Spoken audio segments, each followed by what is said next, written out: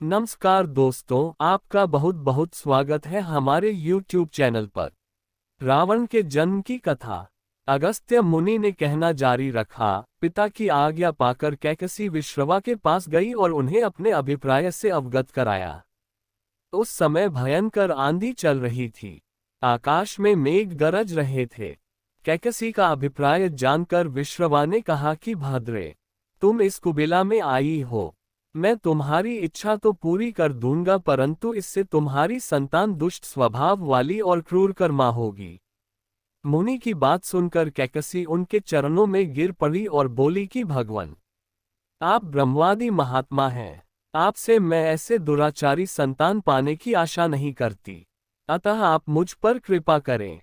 कैकसी के वचन सुनकर मुनि विश्रवा ने कहा कि अच्छा, तो तुम्हारा सबसे छोटा पुत्र सदाचारी और धर्मात्मा होगा। इस प्रकार कैकसी के 10 मुख वाले पुत्र का जन्म हुआ, जिसका नाम दशग्रीव रखा गया। उसके पश्चात कुंभकर्ण, शूर्पणखा और विभीषण के जन्म हुए। दशग्रीव और कुंभकर्ण अत्यंत दुष्ट थे, किंतु विभीषण धर्मात्मा प्रकृति का था। दशग्रीव ने अपने भाइयों सहित ब्रह्मा जी की तपस्या की। ब्रह्मा के प्रसन्न होने पर दशग्रीव ने मांगा कि मैं गरुड़, नाग, यक्ष, दैत्य, दानव, राक्षस तथा देवताओं के लिए अवध्या हो जाऊं। ब्रह्मा जी ने तथास्तु कहकर उसकी इच्छा पूरी कर दी। विभीषण ने धर्म में अविचल मति का और कुंभकर्ण ने वर्षों तक सोते रहने का वरदान पाया। फिर दशग्रीव ने लंका के राजा कुबेर को विवश किया कि वह लंका छोड़कर अपना राज्य उसे सौंप दे।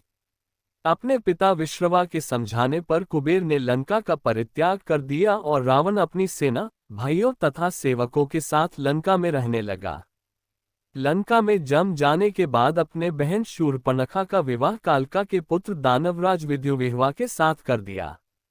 उसने स्वयं दिति के पुत्र मय की कन्या मंददरी से विवाह किया, जो हेमा नामक अप्सरा के गर्भ से उत्पन्न हुई थी। विरोचन कुमार बलि की पुत्री वज्रज्वला से कुंभकर्ण का और गंधर्वराज महात्मा शैलुष की कन्या सरमा से विभीषण का विवाह हुआ। कुछ समय पश्चात मंददरी ने मेघनाद को जन्म दिया, जो इंद्र को परास्त कर संसार में इंद्रजित के नाम से प्रसिद्ध हुआ। सत्ता के मद में रावण उच्छृंखल हो देवताओं, ऋषियों, यक्षों और गंधर्वों को नाना प्रकार से कष्ट देने लगा। एक बार उसने कुबेर पर चढ़ाई करके उससे युद्ध में पराजित कर दिया और अपनी विजय की स्मृति के रूप में कुबेर के पुष्पक विमान पर अधिकार कर लिया। उस विमान का वेग मन के समान तीव्र था। वह अपने ऊपर बैठे हुए लोगों की इच्छानुसार छोटा या बड़ा रूप धारण कर सकता था। विमान में मणि और सोने की सीढ़ियां बनी हुई थीं और तपाए हुए सोने के आसन बने हुए थे। उस विमान पर बैठकर जब वह शरवण नाम से प्रसिद्ध सरकंडों के विशाल वन से होकर जा रहा था, तो भगवान शंकर के पार्षद नंदीश्वर ने उसे रोकते हुए कहा कि दशग्रीव, इस वन में स्थित पर्वत पर भगवान शंकर क्रीड़ा करते हैं, इसलिए यहाँ सभी सुर, असुर, यक्ष आदि का आना निषिद्ध कर दिया गया है। नंदीश्वर के वचनों से क्रुद्ध होकर रावण विमान से उतरकर भगवान शंकर की ओर चला।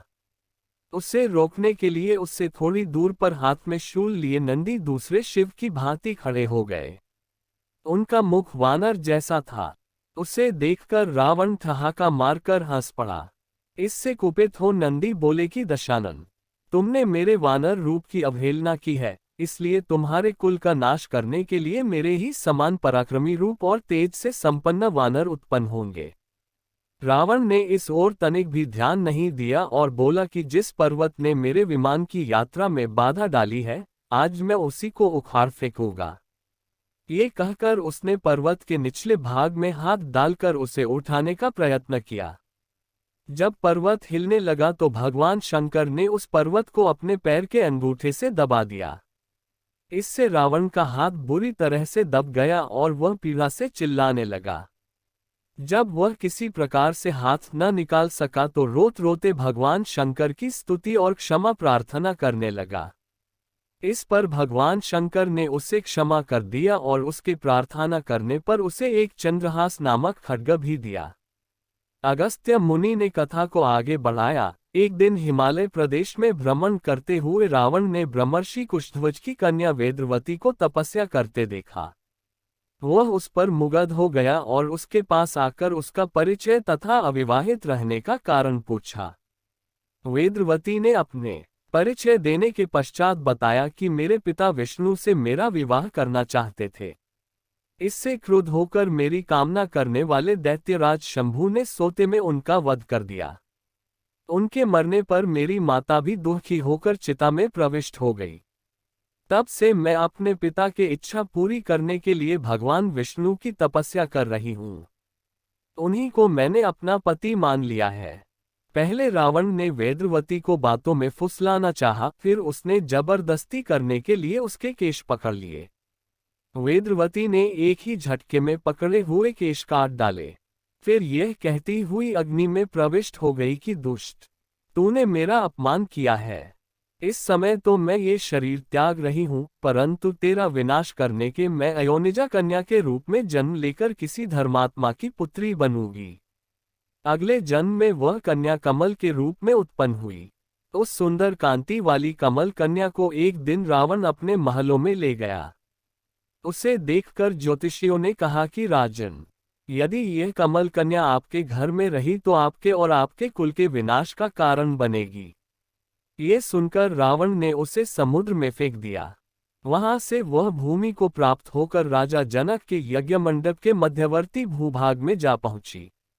वहां राजा द्वारा हल से जोती जाने वाली भूमि से वह कन्या फिर प्राप्त हुई। वही वेदवती सीता के रूप में आपकी पत्नी बनी और आप स्वयं सनातन विष्णु हैं। इस प्रकार आपके महान शत्रु रावण को वेदवती ने पहले ही अपने शाप से मार डाला। आप तो उसे मारने में केवल निमित्त मात्र थे। अनेक राजा महाराजाओं को पराजित करता हुआ दशग्रीव इक्ष्वाकु वंश के राजा अनरण्य के पास पहुंचा, जो अयोध्या पर राज्य करते थे। उसने उन्हें भी द्वंद्व युद्ध करने अथवा पराजय स्वीकार करने के लिए ललकारा। दोनों में भीषण युद्ध हुआ, किंतु ब्रह्मा जी के वरदान के कारण रावण उनसे पराजित न हो सका। जब अनरण्य का शरीर बुरी तरह से क्षत विक्षत हो गया तो रावण इक्ष्वाकु वंश का अपमान और उपहास करने लगा। इससे कुपित होकर अनरण्य ने उसे शाप दिया कि तूने अपने व्यंग्यपूर्ण शब्दों से इक्ष्वाकु वंश का अपमान किया है, इसलिए मैं तुझे शाप देता हूं कि महात्मा इक्ष्वाकु के इसी वंश में दशरथ नंदन राम का जन्म होगा, जो तेरा वध करेंगे। ये कहकर राजा स्वर्ग सिधार गए। रावण की उद्दंडता में कमी नहीं आई। राक्षस या मनुष्य जिसको भी वह शक्तिशाली पाता, उसी के साथ जाकर युद्ध करने लगता। एक बार उसने सुना कि किष्किंधापुरी का राजा वाली बड़ा बलवान और पराक्रमी है, तो वह उसके पास युद्ध करने के लिए जा पहुंचा। वाली की पत्नी तारा के पिता सुषेण, युवराज अंगद और उसके भाई सुग्रीव ने उसे समझाया कि इस समय वाली नगर से बाहर संध्योपासना के लिए गए हुए हैं। वे ही आपसे युद्ध कर सकते हैं, और कोई वानर इतना पराक्रमी नहीं है जो आपके साथ युद्ध कर सके। इसलिए आप थोड़ी देर उनकी प्रतीक्षा करें। फिर सुग्रीव ने कहा कि राक्षसराज, सामने जो शंख जैसे हड्डियों के ढेर लगे हैं वे वाली के साथ युद्ध की इच्छा से आए आप जैसे वीरों के ही हैं। वाली ने इन सब का अंत किया है। यदि आप अमृत पीकर आए होंगे तो भी जिस क्षण वाली से युद्ध करेंगे वह क्षण आपके जीवन का अंतिम क्षण होगा। यदि आपको मरने की बहुत जल्दी हो तो आप दक्षिण सागर के तट पर चले जाइए, वहीं आपको वाली के दर्शन हो जाएंगे। सुग्रीव के वचन सुनकर रावण विमान पर सवार हो तत्काल दक्षिण सागर में उस स्थान पर जा पहुंचा जहां वाली संध्या कर रहा था। उसने सोचा कि मैं चुपचाप वाली पर आक्रमण कर दूंगा। वाली ने रावण को आते देख लिया, परंतु वह तनिक भी विचलित नहीं हुआ और वैदिक मंत्रों का उच्चारण करता रहा। ज्यों ही उसे पकड़ने के लिए रावण ने पीछे से हाथ बढ़ाया, सतर्क वाली ने उसे पकड़कर अपनी कांख में दबा लिया और आकाश में उड़ चला। रावण बार बार वाली को अपने नखों से कचोटता रहा, किंतु वाली ने उसकी कोई चिंता नहीं की। तब उसे छुड़ाने के लिए रावण के मंत्री और अनुचर उसके पीछे शोर मचाते हुए दौड़े, परंतु वे वाली के पास तक न पहुंच सके। इस प्रकार वाली रावण को लेकर पश्चिमी सागर के तट पर पहुंचा। वहां उसने संध्योपासना पूरी की। फिर वह दशानन को लिए हुए किष्किंधापुरी लौटा। अपने उपवन में एक आसन पर बैठकर उसने रावण को अपनी कांख से निकालकर पूछा कि अब कहिए आप कौन हैं और किस लिए आए हैं। रावण ने उत्तर दिया कि मैं लंका का राजा रावण हूँ। आपके साथ युद्ध करने के लिए आया था। वह युद्ध मुझे प्राप्त हो चुका है। मैंने आपका अद्भुत बल देख लिया। अब मैं अग्नि की साक्षी देकर आपसे मित्रता करना चाहता हूँ। फिर दोनों ने अग्नि की साक्षी देकर एक दूसरे से मित्रता स्थापित की। दोस्तों, आपको अगर पसंद आया तो सब्सक्राइब प्लीज। जय श्री राम।